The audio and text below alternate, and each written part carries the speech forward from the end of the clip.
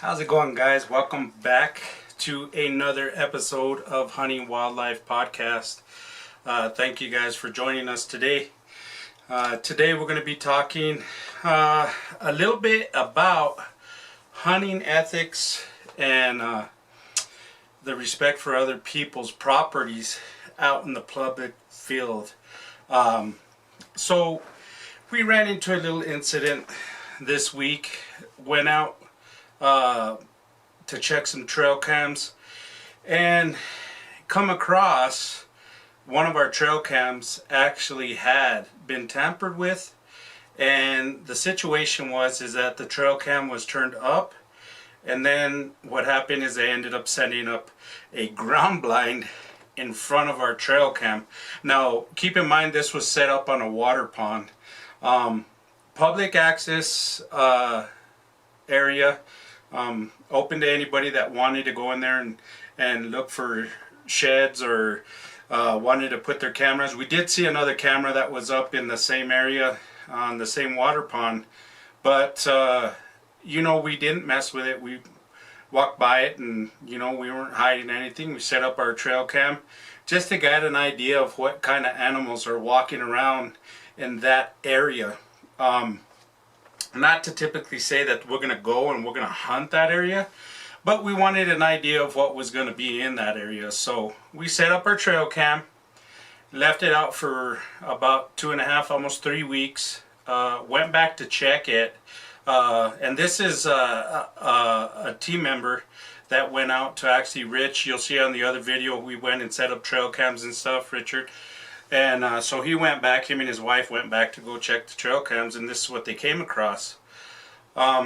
Unfortunately, I believe there was over 3,000 pictures that were on the camera, and not even half of those were of the water pond. We did get some animals on the water pond, but once that took place, so that means the camera only had to have been there a couple of days or maybe about a week. And it took some pictures there, but other than that, I was pretty upset at the fact that somebody decided to go in there and tamper with the camera that we put in there, trying to access or trying to see what animals are walking across in there, and somebody took it upon themselves, I guess, basically staking a claim on public land hunting and a water source. So to me, that wasn't a very ethical hunter. To me, that is somebody that is out for themselves, and somebody that believes that if they're in that area, then they've claimed statue in that area. That area is now theirs, is basically what I took from this. I'm not that kind of hunter, and I've never pushed to be that kind of hunter. I've never showed my kids or grandkids, or not even grandkids, my nieces and nephews or anything like that, to go out and be that type of hunter. Now, I came back with some questions and was asking around what people thought on the subject. So the feedback I got back was that more than likely, now this is just coming from people that have been around the area, some people that have been around hunting for quite some time, they come back and they said, I'll bet you money that it had to do with an outfitter. Now, that's putting tail on an outfitter in general. It could have been any outfitter, is what I took from that. But as an outfitter, I don't know outfitters that would typically do that. I don't know any outfitter that would go out of their way to disturb somebody else's camera in order for them not to get pictures. And then they also set up a ground blind right in front of the camera, and then they cut off access to the pond through that area by laying out tree branches, tree stumps, all that other stuff. Basically trying to push these animals to go around to another camera, I believe, is what they were trying to do. When they went back to retrieve the camera, of course they didn't mess with anything. They went and got the camera. It was very disappointing to walk up on the camera and find it to be in that type of situation. So that's very, very discouraging. My first thought was, of course I got angry because It's out in public land, and I don't believe if it's not yours, you shouldn't be touching it. I believe that if somebody goes and puts a camera out in the same area that you are, more power to them. If you guys come across a camera and somebody else is there, this is just some stuff that I've seen on social media. One gentleman had a note stuck on his camera when he arrived there, and the note said, "These are the dates I'm hunting. Leave me the dates you're hunting on my camera." So basically they came to terms in a negotiation to see, you know, if you're not hunting those days, I'll hunt on this piece of land that I was looking at. Now if I'm not there, then you know, you hunt it, or whatever the case, vice versa. To me, that was kind of going out of their way to compensate for other hunters that are hunting in the same general area. Now something like this is very deterrent, because it's happened to me before. I've gone up and I've gotten on a trail cam, and I've gone to check it, and it's flipped around. I've never gone up there and my card been stolen. That's luckily for me, and my camera's still been there. Nowadays these cameras, you know, they're very, very expensive. So I've seen where people have actually turned the camera around and they flip it around so you can't see anything on it. So my question is to you as the avid outdoorsman, what are your thoughts on something like this? What are your thoughts, or what are your feelings on something coming across your table like that? You go, you set out a trail cam, and you're trying to get some pictures of animals, and whether it be a monster buck or a typical 4-point or a little forky or whatever, you're just trying to get the general idea of what's walking around there, and then you have somebody tamper with your stuff.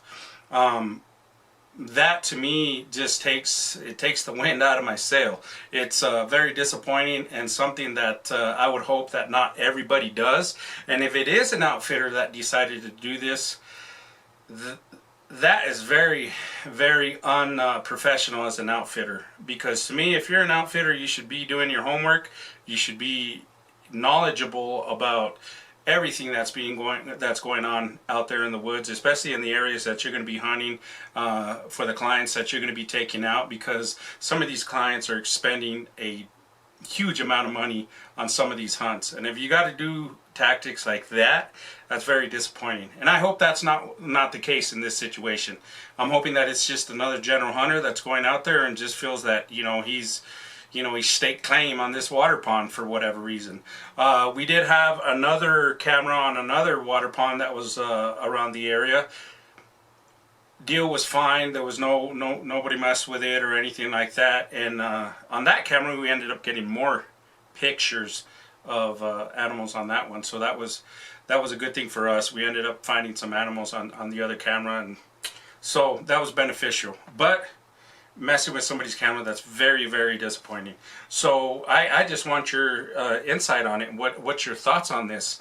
Now you're trying to create and you're trying to collect data and trying to figure out what direction you're going to end up going when you're headed out to the woods. In this particular situation, it's for the elk woods, which, you know, in New Mexico, a lot of times you don't get drawn. You can go years. I've known gentlemen that have been applying for 8 years and have never gotten drawn. So you get somebody that's getting drawn that really hasn't gotten drawn in the last 5, 6, 7, 8 years, and you go out and you set out your cameras, you're trying to do your homework, and then you have something like this happen. It has to be ultimately discouraging and very, very upsetting to walk across something like that in that situation. And I would hope that it's not everybody that goes out and does that. I know it's not everybody that goes out and does that. And fortunate for us here in New Mexico, we're still able to use cameras. I know in Arizona they've banned the use of cameras, which I don't think there's really there's not a huge gain on harvesting animals with the cameras. I don't believe there is. Yeah, they give you an idea of where the animal's at, and you know, if they're hitting a water pond or whatever the situation is, but you still have to put an arrow in him, and you still got to put a bullet in him in order for you to be successful in harvesting that animal. So I don't believe that a trail cam is going to kill you an animal or harvest you an animal. I don't believe that at all. I believe you still got to go out there, you got to do some homework, and you got to find and successfully harvest these animals. So I don't think that cameras are making a huge difference out there. Just like I don't think that, you know, a compound bow shooting at 80-90 yards is going to make you successful versus somebody that's shooting a traditional bow. You still got to put the arrow in the animal in order to be successful. So you got to do your homework. You got to practice. You got to do your daily stuff with your bow. Make sure everything's tuned up. Make sure everything's shooting straight. Make sure all your fletchings are good. Make sure all your broadheads are sharp. You got to do a number of things in order for you to be successful. So I don't think just one thing is going to give you any advantage. I don't think because you put a scope on your compound bow that you're going to be successful, and I don't think because you make a single pin adjustable sight your main priority and you're able to shoot 100 and 120 yards that you're going to be successful.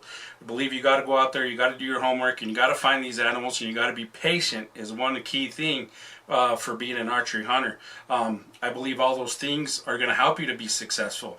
Now, trail camera out in the field for you is going to help you to collect data. It's going to help you to make that decision whether, yeah, I kind of want to go in this area or I don't want to go in this area. I've seen some animals in here, but I haven't seen the animals that have actually wanted to go in there and chase and harvest and do all that stuff. You can see an animal every now and then where you're like, wow, that is a tremendous animal. That's a trophy animal for me. So you see him on your trail cam, gives you an idea, makes you want to go out and do your homework. You got to find where he's at, where he's bedding, where he's feeding, where he's drinking. If you're in an area where there's more than, you know, one pond in the area, he can be drinking in numerous ponds, and you know, you may never see him again on that water pond. So you do got to go out and do your homework. I don't believe that a trail camera is going to help you to successfully harvest that next Boone and Crockett mule deer or that Pope and Young mule deer. So I don't think that's ever the case. I believe you still got to go out, you got to do your homework, and you got to do what's right to be successful. So in doing that, when you go out and you do your homework and you're trying to find out and collect all this data, I don't believe that other people should be able to go out there and mess with your stuff. I don't think if you're putting out trail cams to get an idea of where everything's at, I don't think that gives the other hunter a right to go on there and mess with your camera, turn your camera around, or do anything like that. To me, that is the lowest of the low of any type of hunter. There's no ethics in there.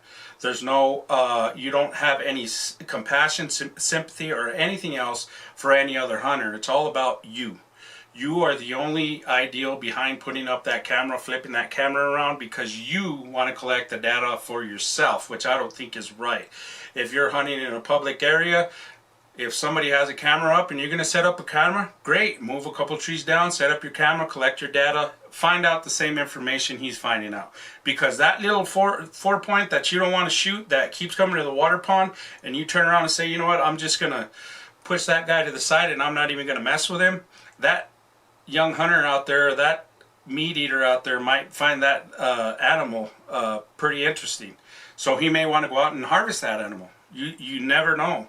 So I don't believe that it's anybody's right to mess with anybody else's things. It's very disappointing to find that people go out and they do these things. And I hope that we bring awareness to that. And I hope that people will take into considerations that it's public access area.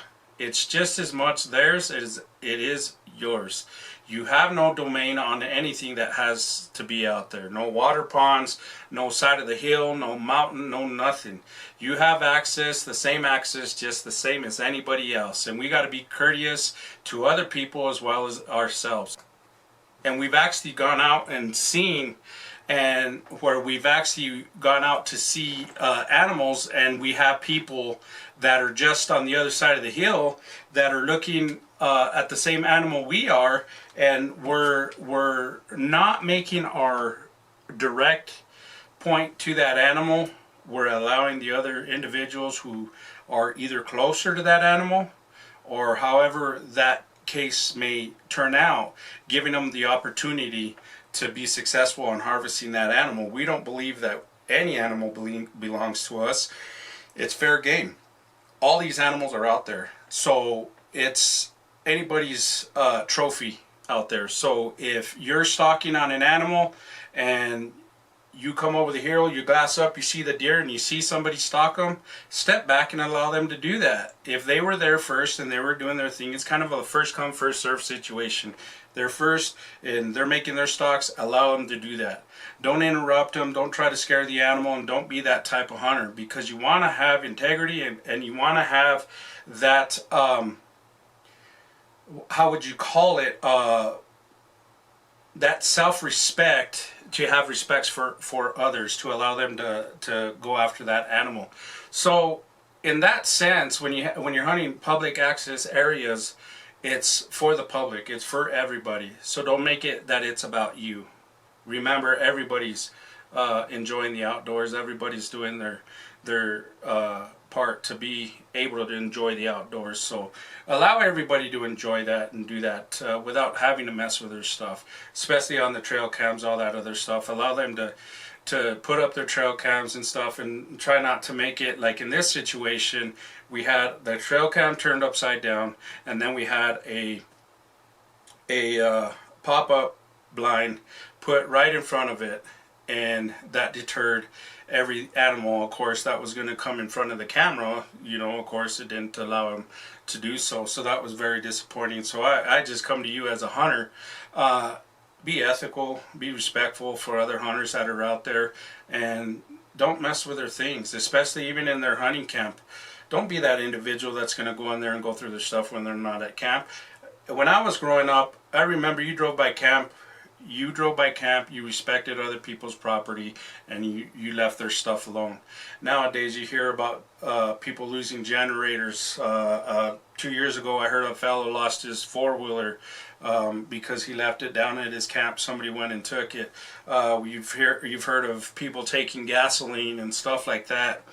Man, we got to come together as a hunting community and take all that stuff out of there. If you see that stuff, don't be afraid to report it, because that's very disappointing that you out there enjoy yourself with your friends, your family, and you're going out there to create these memories with your kids, your grandkids, your nieces, your nephews, to be out there and enjoy a deer hunt, elk hunt, whatever hunt it may be, and then you have individuals that are going out there and doing this. So please, make sure that you're keeping an eye out for other hunters as well as your own, and let's take care of each other as hunters, and make sure every hunter is safe, and make sure every hunter is successful if we're able to allow them to do so. So with that, guys, I thank you guys for watching once again, and for you guys coming back.